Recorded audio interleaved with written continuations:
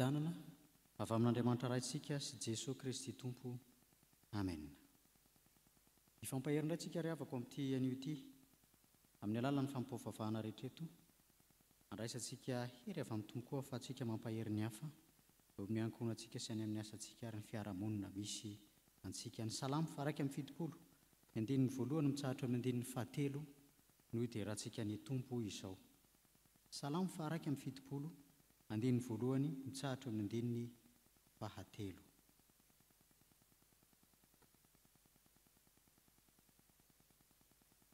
Isangana isika rehetra.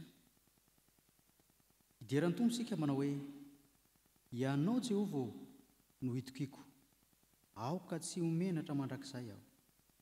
Vonjeo ny fahamarinanao aho ka afao, atongilano amiko ny sofinao ka vonjeo aho. Aoko ho vato lamy fonena na atoniko mandrakariva ianao, izay efa nandidy hamonjy ahy, fa rambatoko sy batery fiarovana ho ahy ianao. Amen. Ny hira faharoapolo ry havako, andinin'ny voalohany, ny faharoa ary ny fahadimy no iraintsika izao.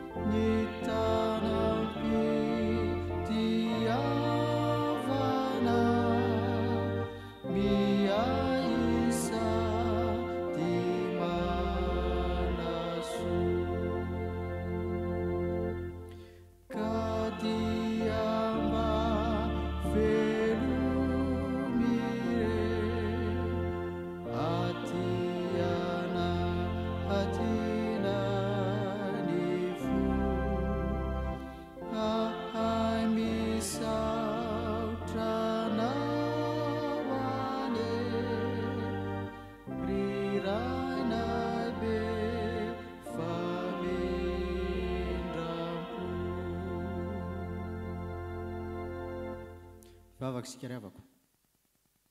Andriamanitra n'aiza ny danitro, ankehitriny dia novelominao indray zahay, omenao hery vaovao indray zahay, omenao tanjaka vaovao indray zahay, ary ianao koa no mbola nitaona anay niainga tany an-tokantranonay tsirairay avy ka indro vory eto indray zahay amin'izao marain'izao, ny amin'ny fahatsiarovana, ny amin'ny finoana ao anatinay, fa ianao Andriamanitra no mamelona anay isan'andro. Tianay izany fahavelomanay izany Tompo, hitombo hery sy hitombo vaika indray amin'ity anio ity, ahafahanay manatanteraka ny asa anay, ny fanomponay, ka dia tonga eto izay handray ny teninao, tonga eto izay hitalao indray aminao ny amin'ny fiarovanao anay. Meloa izany rehetra izany nefa Tompo dia mangataka-pamelan-keloka avy aminao indray izahay, satria raha tsy mahazo famelan-keloka avy aminao dia tsy ho tafaray aminao Jesosy Kristy izahay.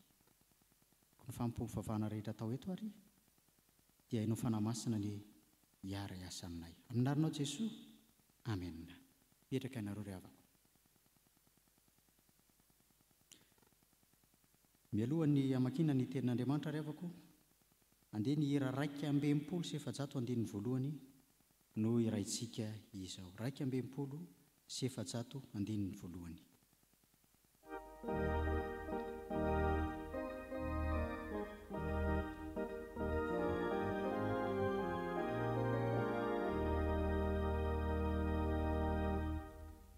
How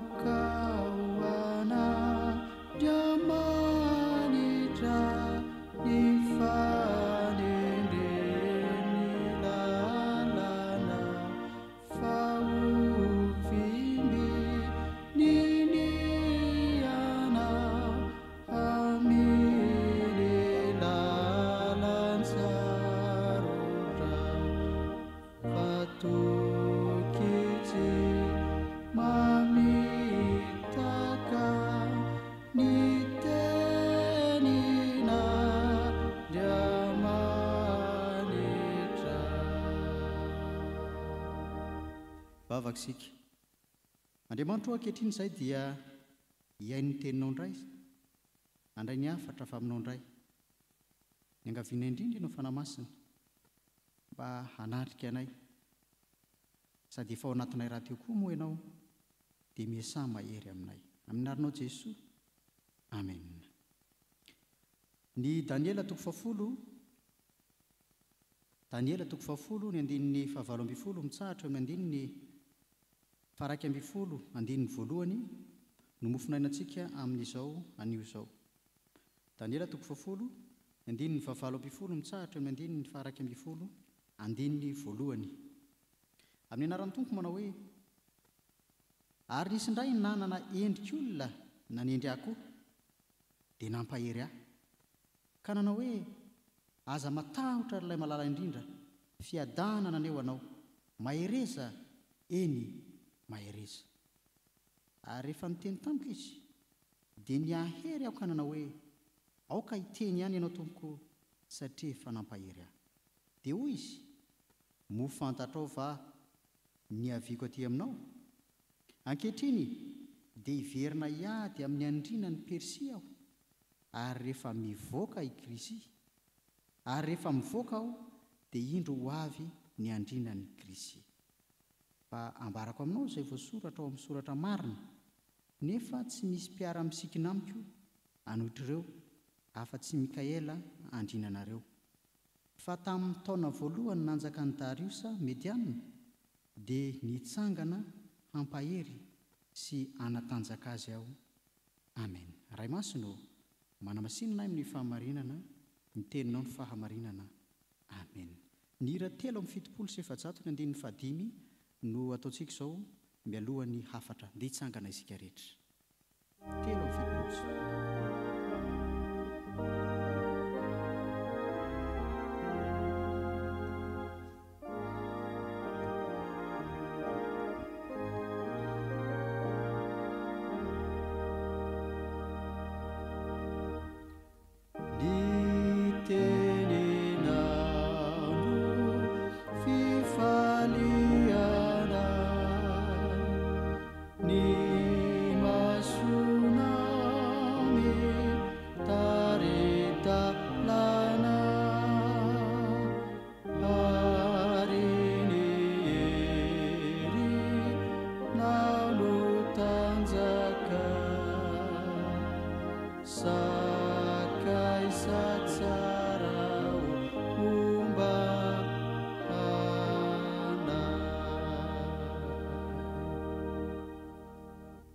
Petraka ianareo ravako malala, tsy hitsahatra hitombo aminareo ny fiadanana sy ny fahasoavana avy amin'Andriamanitra raintsika ary Jesosy Kristy tompontsika, ilay mampahery antsika isan'andro amin'ny alalan'ny fanamasina. Amen. Amin'izao maraina izao dia ity mofinainantsika araka ny Daniela ity no hitondrana hafatra ho antsika. Ny Daniela toko 10 moa dia araka ny hitantsika eo fa dia fahitana lehibe hitan'ny Daniela. Fa tao anatin'izany nahitana izany fahitana lehibe izany izy dia tao anatin'ny fifadikanana nandritra ny 2 tokom-bolana. 2 tokom-bolana Daniela ny fady hanina, namantatra tao amin'Andriamanitra. Ny hoe inona indray no lazain'Andriamanitra amin'ny fanafahana ny zanak'Israely, ny Israely. Vokatry fifadikanana sy fahitana izay hitan'ny Daniela ity ry havako malala dia reraka tanteraka Daniela. Tsy nisy hery intsony tao anatiny fa reraka izy. Araka ny volazy zao dia hoy hoe tony tsy misy aina intsony ao anatiko. Reraka izy. Fa avelantsika eo izay rehetra izay fa tonga dia niafatra avy hatrany ry havako no hoentina amin'izao maraina izao. Manao hoe rehefa reraka isika, rehefa ketraka isika dia midina ny Tompo manendry antsika. Tsarovy anefa fa raha ny tantaran'i Daniela I Daniela dia antsoina hoe lehilahin'Andriamanitra, mpanompon'Andriamanitra, tian'Andriamanitra. Noho izany, izay rehetra tian'Andriamanitra, manao ny asan'Andriamanitra ka ao anatin'ny faharerahana, dia manendry azy ny tompo. Manendry azy. Hitantsika izany eo amin'ny andininy 12 eo, ary nisy indray nananay olona, nanendrika olona nanendry ahy koa, dia nampahery ahy. Rehefa ao anatin'ny faharerahana isika, nefa ao anatsika ny finoanan'Andriamanitra, dia avy ny tompo manendry atsika, mampahery atsika. Ary jereo fa Jesosy Kristy tamin'ny fanasitranana maro izay nataony, dia matetika izy no manendry loharanon'aretina ao amina olona anankiray. Raha marenina ohatra ilay olona, dia manendry ny sofiny izy, izany hoe tena mangarona ny sofiny mihitsy, sitrana ilay olona. Matetika tamin'ny Jesosy ohatra, tsy hoe narary ilay zaza izay niraisiny, nametrahany tanana, fa omeny hery. Ary izany koa aza dia nalai ny fiangonana, vokatry ny finoan'ny fiangonana, fa rehefa omen'Andriamanitra ositra ny olona anankiray, dia afaka mametra tanana, omban'ny tana maherin'Andriamanitra, ary dia mampahery olona anankiray koa izy. Io ny fametra-tanana izay tanterahany sampana fifoazana amin'ny asa fampaherezana, ny sakramenta amin'ny batisa, ny fanokanana olona maro samihafa eo anivon'ny fiangonana, manendry, mahatonga hery ao anaty izany. Raha afaka malala amin'ny tompo, tsarovy ary, fa amin'ny rotorotom-piainana izay iainantsika, amin'ny adi-tsaina lalina izay atrehantsika indraindray, dia mihena ny herin'ny vatantsika. Eny, na ny fanahintsika aza dia mangorohoro toy ny an'i Daniela, ka dia reraka ny vatantsika. Voalohany ataon'ny olona nefa rehefa rehefa tratra ny faharerahana lalina toy izany,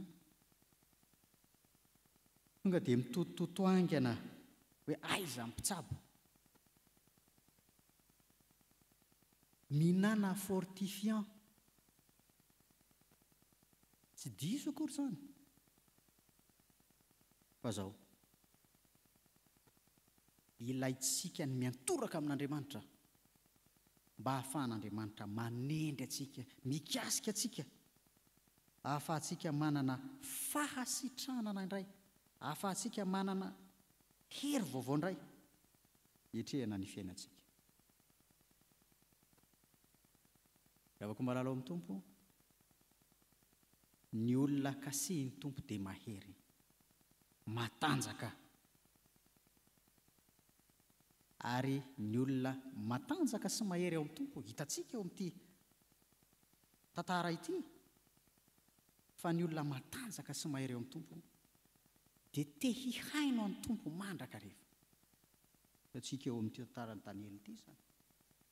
Ary rehefa niteny tampoka izy, dia niary eo, niahery aho ka nanao hoe aoka ianao tompoko, aoka hiteny ianao tompoko, satria efa nampahery ahy, efa mahatsiaro tena fa mahery, dia te hiaino an'Andriamanitra, faly noho ny amin'Andriamanitra, te hisaotra an'Andriamanitra. Inandray zava-misy matetika ny fiainan'ny olona, rehefa nomen'Andriamanitra hery izy, rehefa sitrana tamin'ny aretina maro samihafa izy ohatra, rehefa azony izay nilainy tao amin'Andriamanitra, dia miala kely indray aloha izy, tsy hitan-kely indray aloha izy. Izany ny olona matetika, mora manadino ny soa atao aminy ny olona.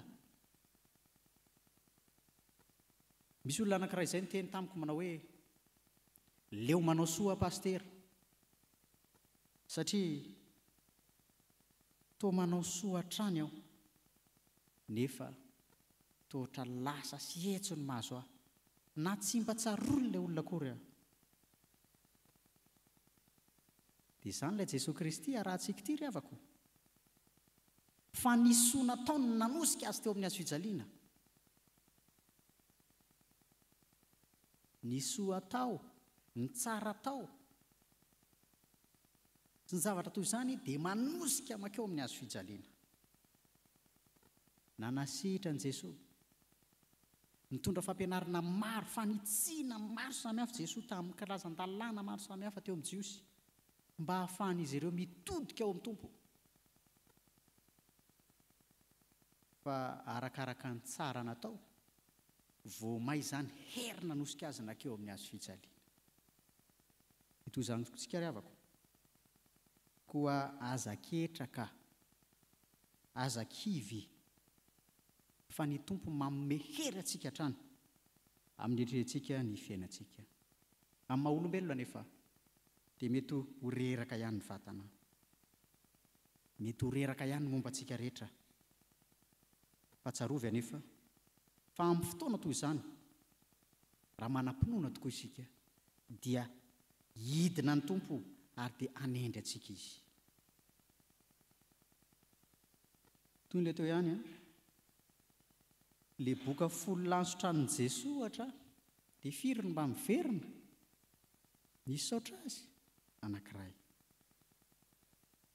tsy mahatsiaro ny soa natao taminy, nefa ny Tompo dia nanendry azy.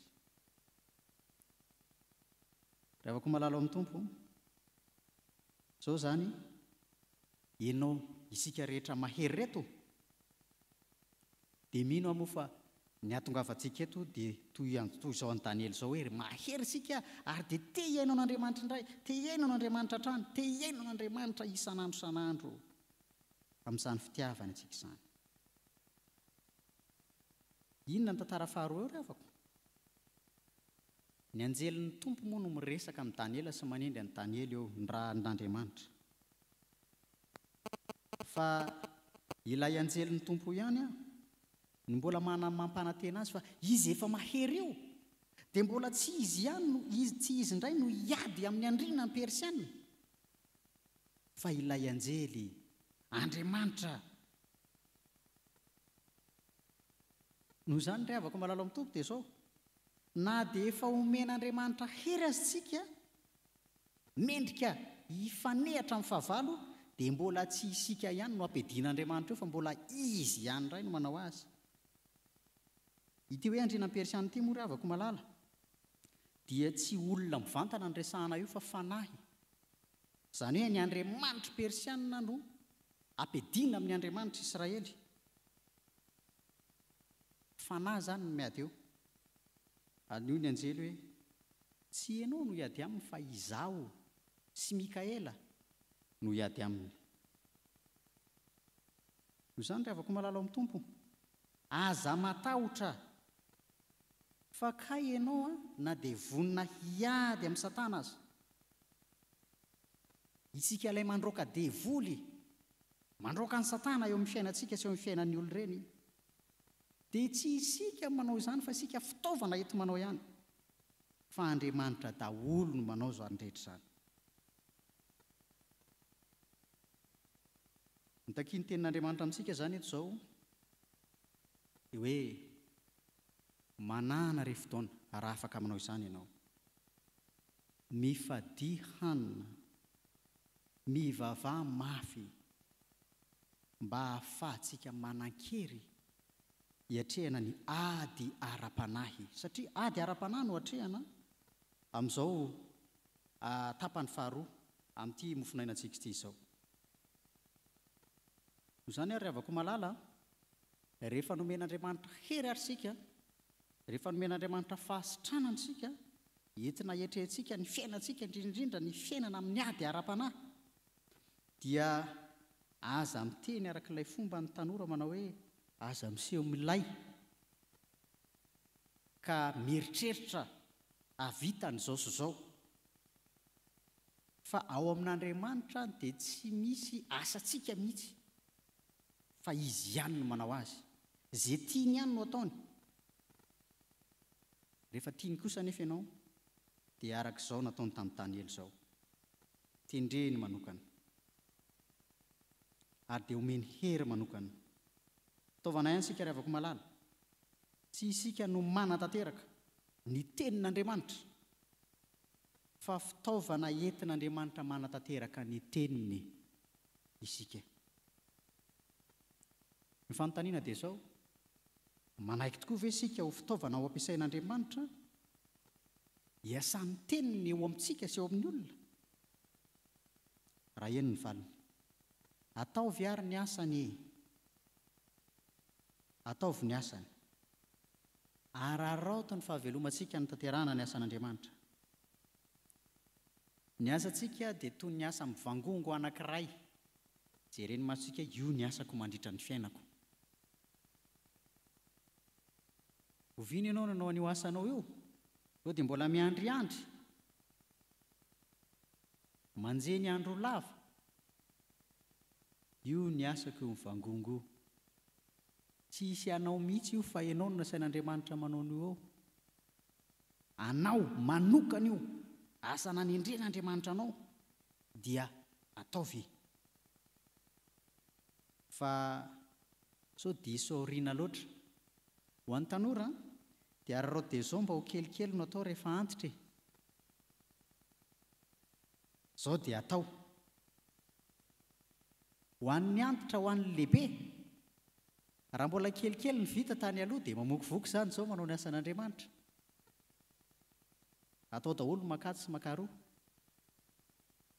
Raha efa retirety tamin'ny asa moa izany ianao dia manam-potoana tsara ahafahana manatanteraka ny asan'Andriamanitra izao, dia ataovy izany. Aza matahotra, fa raha toa ka manam-paharerahana ianao dia tendren'Andriamanitra ka dia omeny hery vaovao indray hiatrehana ny asa manaraka. Rehefa malala amin'ny tompo, izao anefa ny asa man'Andriamanitra dia tsy izay eritreretintsika, tsy izay nokasaintsika, fa izao izay voalaza ny soratra marina, voalaza eo amin'ny 9:20, izay voalaza ny soratra marina, izay voalaza ny soratra masina, izany no ataontsika, izany no tanterahantsika, izany no ambarantsika. Noho izany ary havako, rehefa manao ny asan'Andriamanitra dia aza mamorona asa ny hoetreretinao manokana, aza manampy koa na manala ny tenin'Andriamanitra, fa toriana madio rano izany. Toy ny tenenin'i Jesoa tamin'ny Maria Magdalena rehefa nitsangana tamin'ny maty izy. Niafatra ny tenenin'i Jesoa tamin'ny Maria Magdalena mba ho ampita amin'ny mpianatra rehefa hifankahita amin'ny mpianatra ny Galilea Maria Magdalena. Dia nisy afatra ny tenenin'i Jesoa, izao tenenina amin'ny mpianatra, dia tsy nisy nalany Maria Magdalena iny, fa dia nitenenina tsipiriany tamin'ny mpianatra. Ohatrany koa isika, rehefa irahana manao ny asan'Andriamanitra dia araka asan'Andriamanitra azy, dia ny asan'Andriamanitra atao, fa tsy manararaotra manao ny mission antsika manokana ihany ny fiainantsika. Mba handeha kely ho any anana aloha hanao vakansa, dia hanao mission kely any anana, dia manao mission any, fa izao no tsarovy, iny mission ataonao any iny fa dia asan'Andriamanitra. Ary ao anatin'izany asan'Andriamanitra anao dia manararaotra mitoro ny filazantsara any amin'ny toerana izay misy anao. Noho izany izany dia tsarovy fa amin'ny asan'Andriamanitra ny anao mety loloavina, mety sakelehana, fa ny an'Andriamanitra tsy maintsy trotrona eo mandrakariva, tsy maintsy ampiarahana mandrakariva izany rehetra izany. Ary amin'ny fanatanterahana ny asantsika dia mila mitafy an'i Kristy isika, mba ho Kristy no hita eny amin'ny fiainantsika, fa tsy isika no tazana. An'Andriamanitra ny voninahitra fa ho antsika kosa ny teny izany hasoany tena sy ny fanantsika indray amin'izao fiatrehantsika ny andro anio izao. Vavaka isika ry havako, Andriamanitra misaotra anao zahay no ny amin'ny teninao izay mampahery anay indray, fa raha reraka izay amin'ny fiainanay dia avy ianao ka manendry anay. Raha marary izay dia avy ianao ka manendry anay, satria anao zahay, tianao zahay mbola anao ny asanao, fa izahay koa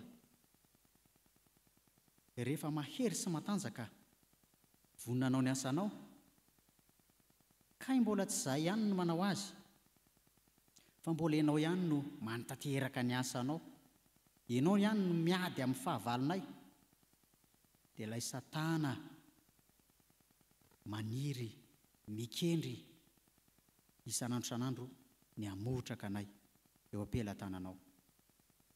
Misaotranao fa mampahery anay indray izany teninao izany, ahafahanay manotanteraka ny asanao isan'andro isan'andro. Fa kay olona mahery izay ankehitriny, ary rehefa mahery izay dia miendrika hampahery ny hafa koa any amin'ny toerana misy anay tsirairay avy ihany. Tompoandriamanitra eo mitondra mbavaka indray izay ankehitriny ho an'ny synody lehibe izay manomboka amin'ity andro anio ity. Ero Andriamanitra omby izany fotoana izany, ny olona rehetra manatrika izany, ary ny vahoaka malagasy rehetra FJKM, eny fa na tsy malagasy koa aza, dia bitsehanao fanahy-masina hitondra mbavaka izany fotoana lehibe izany, mba hahafahan'ny voninahitra ao amirapiratra eto amin'ity fiangonana Jesoa Kristy eto Madagasikara ity. Tompoandriamanitra io, bavaka kosa io andray tompanimpon'Andriamanitra reto raha iverina any amin'ny tontolon'izy ireo indray, mitolo-piainana andavanandro, ao amin'ny ankohonana, ny asa,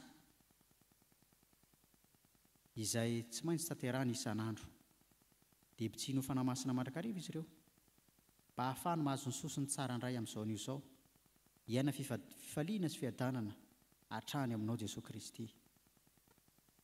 Izay rehetra tsy voatononay nefa mendrika ho azy ireo Andriamanitra ny amin'izao anio izao dia tanterao izany. Ny vavakay kosa dia tambatray amin'ilay vavaka tsara indrindra nampianarinao manao hoe: Ry Naizy ny an-danitra, ho masena anie ny naranao, ho tonga anie ny fanjakanao, atao anie ny sitraponao ety an-tany tahaka ny any an-danitra. Meona izy hanina saza ao anay, ary mamelà ny elokay tahaka ny namelanao izay meloka taminay. Aza mitondra anay amin'ny fakapanahy, manafany amin'ny ratsy, ho anao ny fanjakana sy ny hery ary ny voninahitra mandrakizay. Amen. Ndia hitsangantsika ry havako izao ny hira 7:714 no iraintsika dia tolotra ny tsodrano. 7:714.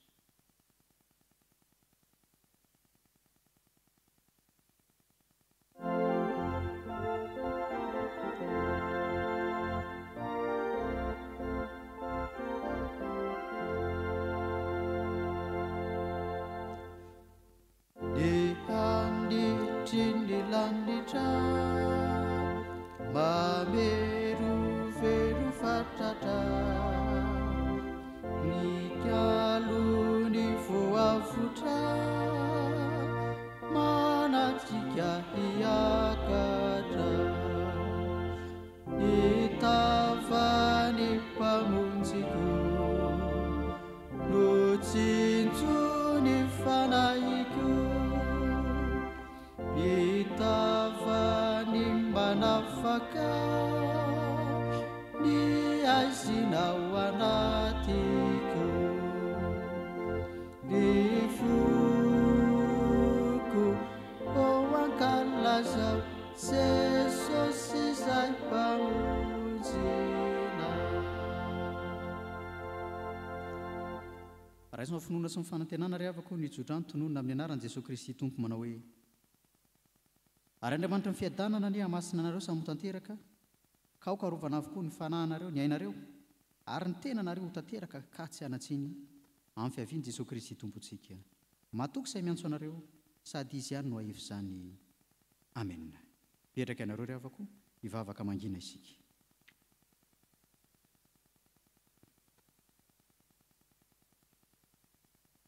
Ho an'Andriamanitra irery ihany ny voninahitra, amin'ny anaran'ny Ray sy ny Zanaka ary ny fanahy masina. Amen.